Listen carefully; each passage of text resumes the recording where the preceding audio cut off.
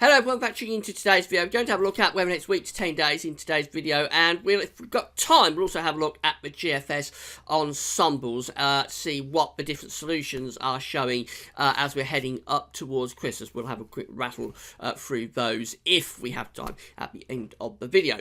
Running on with that though, just say about the ads. There's links to articles on all the pages. Have a browse widgets and click through the links. If there's any articles that you're interested in, you're going to be helping us pay the website. Thanks so much for doing that. The Christmas shop is still open, so if you've got any Christmas shopping to do at Amazon between now and Christmas, all you have to do is click the green button that says Christmas shop. It takes you to our Christmas shop page, and then from there the key to it all is to click through the Amazon banners. It takes you directly through to Amazon, and when you get there you just do your Christmas shopping as normal. Because you've gone from Gas Office to Amazon, we get a revenue fee on the things that you're buying, and a big thank you to everybody for getting involved in doing that. Being a big success again this year, so thanks to everyone for doing that. If you haven't done it yet and you want to, you've still got time to get the Christmas presents out to you. They're very quick with delivery at Amazon, but don't leave it too much longer because 7th of December today, so time is getting on. This is today's second video. We've already done the 5-day forecast. You can find that video under the link ads, and there's also a written version. You get that via the button at the top page. Going to be a very mild 5 days coming up with some rain at times. If you want to know more about the 5-day forecast period, do check out the 5-day forecast. So we're going to start off with the Arctic Oscillation Observed and Forecast chart. So this tells us where the Arctic Oscillation has been, right way back to August, just there. The red lines at the end where the GFS model is forecasting the Arctic Oscillation to go. Remember, this is an index that reflects the state of the atmosphere over the North Pole. It isn't driving anything, just telling you what the atmosphere is doing. So through August and September, the Arctic Oscillation was generally positive, so we had low pressure up over the pole at that point. Through October and November, we go negative, so that tells us that we would have had high pressure and blocking up over the pole. Particularly in terms of November, we did pull down some quite cold air. It was a colder than average month, probably the coldest November since 2010. And the red lines, of course, at the end show us where the Arctic Oscillation is being predicted by the GFS model to go. So in the next week or so, all members of the ensemble are forecast to be positive. So this tells us that we're going to have low pressure over the North Pole. We're going to have, as a result, we're going to have increased westerlies, Atlantic-driven weather, and that is a mild signal. But as we get through to the second half of December, this is the 16th just here, so anything beyond that is in the second half of the month. At that point, we have quite a split there between some members of the ensemble that are going or staying positive with the Arctic Oscillation, but several members are going back into negative territory. So that shows you that several members of the GFS ensembles, as we head up towards Christmas, are bringing back the blocking over the North Pole. And if the blocking comes back over the pole, there is a chance that it might start turning colder as we run up to Christmas. But there is a big split there between the members that are very positive with the Arctic Oscillation, the members that are very negative. So it's very difficult to say which way that is going to go. This is a North Atlantic oscillation, so it's the same idea, not driving anything, just index that tells you what the atmosphere is doing. So through most, again, we go back to August with this, through most of the autumn, we see that the North Atlantic Oscillation, interestingly, was a little bit on the positive side. So we had the two indexes sort of battling with one another a little bit. The Arctic Oscillation for October, November particularly was negative, with high pressure over pole. The North Atlantic Oscillation was generally positive. So maybe that explains why, as we did get a fairly coldish month in November. It wasn't extreme cold, and there was very little snow away from northern parts. And the reason for that, possibly, or one of the reasons anyway, possibly because the North Atlantic Oscillation didn't go negative with the Arctic Oscillation. So the indexes were fighting one another a little bit. Anyway, that brings us up to the forecast part with the red lines, and generally the North Atlantic Oscillation is trending neutral to a little bit on the negative side. So it looks like the situation with low pressure around Iceland and high pressure through the Azores, which essentially is what this is indicating, it looks like that's going to be on the weaker side over the next couple of weeks. So if we do bring back the blocking over the North Pole, if you do get the Arctic oscillation to go negative, it's possible we might have both the indexes in negative territory. If that was to happen, we might be able to think more about bringing in colder conditions. However, remember, there is still quite a bit of scatter here. It is an ensemble forecast, and there are a couple of members that are very positive with the North Atlantic oscillation, but most of them are either in neutral or negative territory. So if we was to get the Arctic oscillation to go negative again and bring the blocking back, it's possible the Atlantic would be in a slightly better situation in terms of what's happening around Iceland and the Azores to produce some colder conditions. So these are the GFS temperature and precipitation ensembles. These are upper air temperatures. The red line here is the 30-year temperature average. We're very significantly above average now. We've broken through the westerlies from the Azores, and temperatures are going to be in double figures both today, tomorrow, and probably on Friday as well. Over weekend, we do cool things down a little bit, but only going closer to the 30-year average. Still generally milder than average, really. And then next week, the idea, although there is a lot of scatter, is to keep things generally mild with these upper air temperatures anyway. But the further on we get, and this is reflective of what we're just looking at in terms of the Arctic oscillation being very split, we do further on, so into the second half of December, which is this part of the graph just here, we do find a big scatter between the warmest and coldest members of the GFS ensemble. So again, very difficult to say where this is going as we run up towards Christmas. The white line, don't often speak about white line, but white line is the trend line. So that takes each member of the GFS ensembles and sort of puts them together as a trend. And that is going down a little bit as we go into that run up towards Christmas. So it does imply probably the model is seeing things cooling. But again, there's so much scatter between the warmest member, which is up there, and the coldest member, which is down there. Something like a 20-25 degree temperature difference between the warmest and coldest members. It's very difficult to say where this is going as we head up towards the Christmas period. And I'll talk you through the different scenarios that are playing out here as we're running up towards Christmas with the GFS ensembles in a moment. Temperature anomalies for the next week, the 7th through to 15th December, going to be solidly warmer than average. We always we always expected a fairly mild second week of December, so that has come to fruition quite clearly. The temperature is going to be significantly milder than average over the next week. Precipitation anomalies show that really it's drier than average in most western parts of Europe. Do have this little swathe of above average precipitation through Wales and northern England.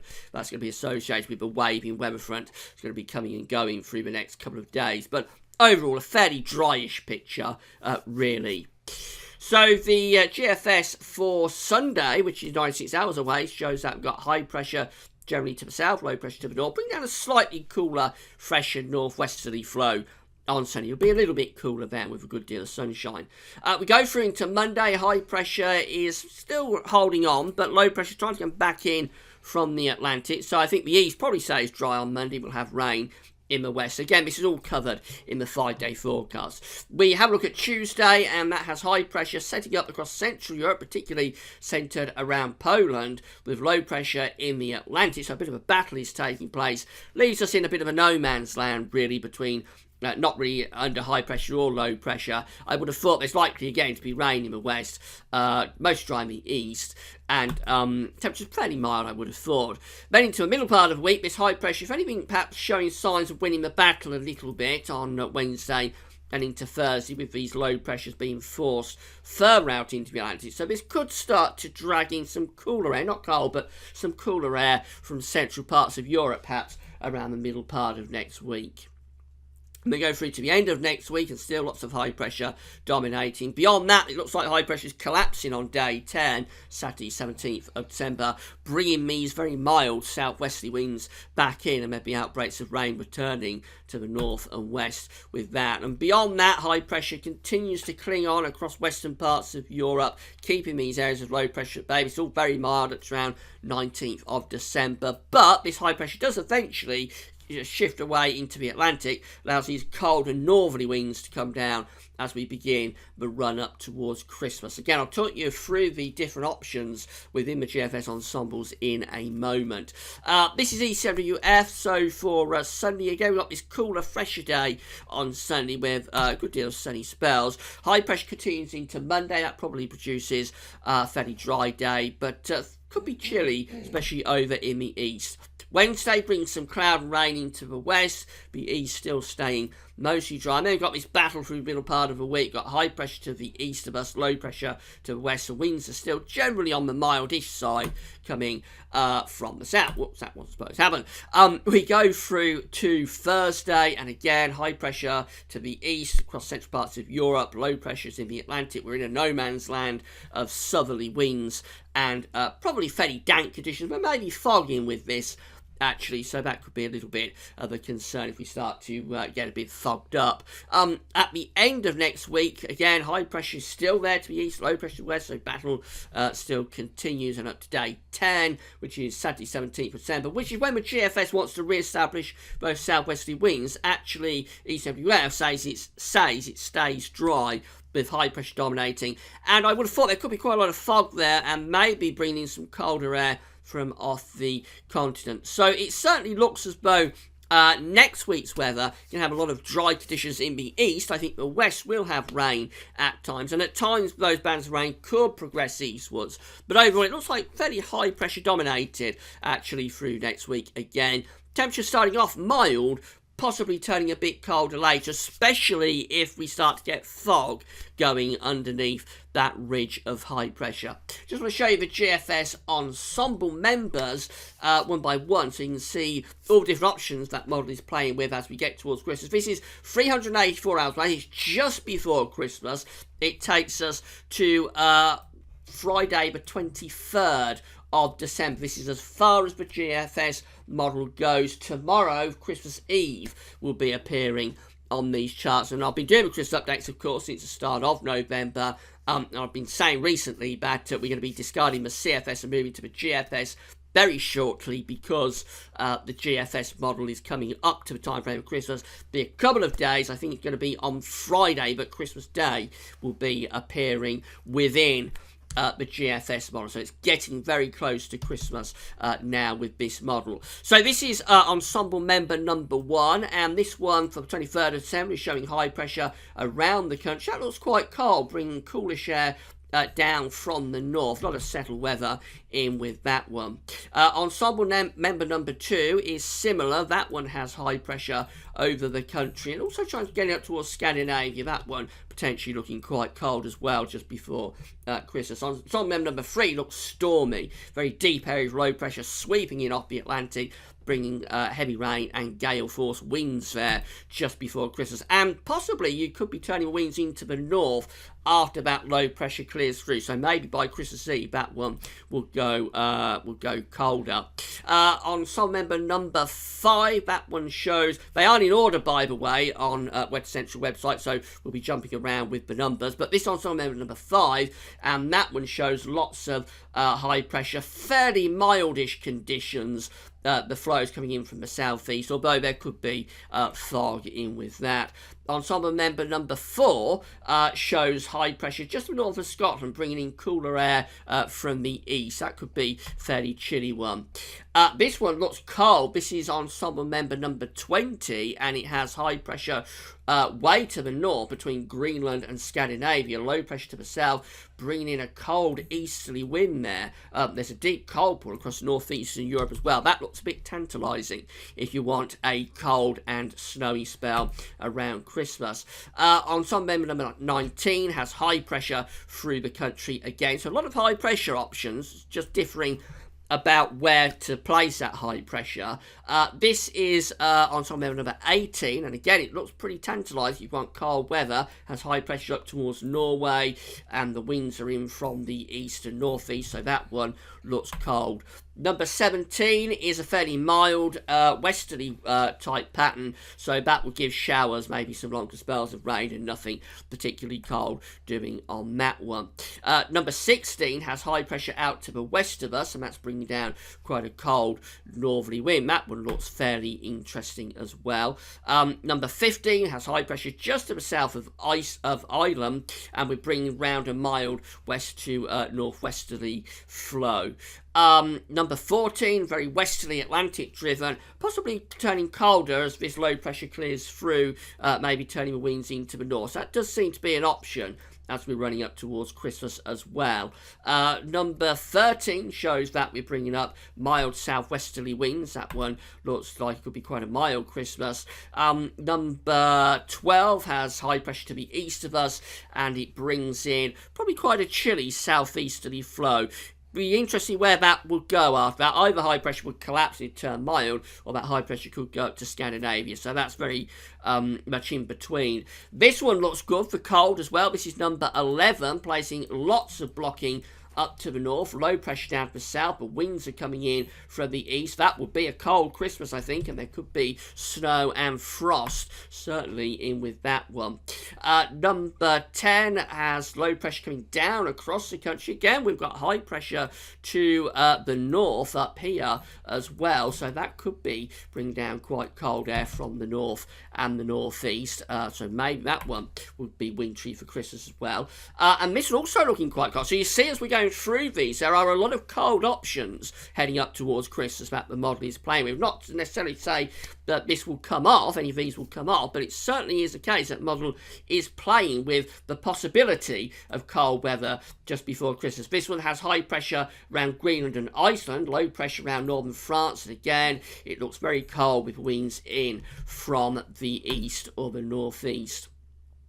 On member number 8 is very westerly, mild Atlantic driven. On member number 7 looks quite cold. That one with low pressure to our east, high pressure to the west, and the winds are coming down from the north. On member number 6 also looks cold. That one has high pressure as a mid-Atlantic ridge, trying to get it up towards Greenland. Low pressure is to the east, and again, the winds are trying to get in to the north. Remember, this is just before Christmas on the 23rd of 23rd of December. And then finally, this is the control run. So this used to be the operational run of the GFS before it had its upgrade, and so this one becomes like downgraded to what they call the control run.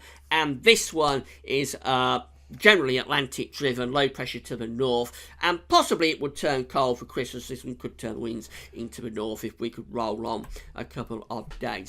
So loads of different options playing out there. You can see that it's not clear cut at all where this pattern is going as we're running up towards Christmas, and we'd already established that really from the Arctic Oscillation forecast chart and also from the GFS ensemble graph, but I showed you there is a huge amount of uncertainty as we get through to the second half of December. It may well stay mild and generally quite Atlantic driven, but it certainly isn't impossible that it could turn cold. There are several members there that are turning things colder towards Christmas, so and whilst they can't be guaranteed, whilst they're still there within the ensemble suite, obviously they are options. So it's going to be a case of watch your space. Let's see where this is going into the second half of the month, but it is possible we could still get some cold weather in the latter stages of December.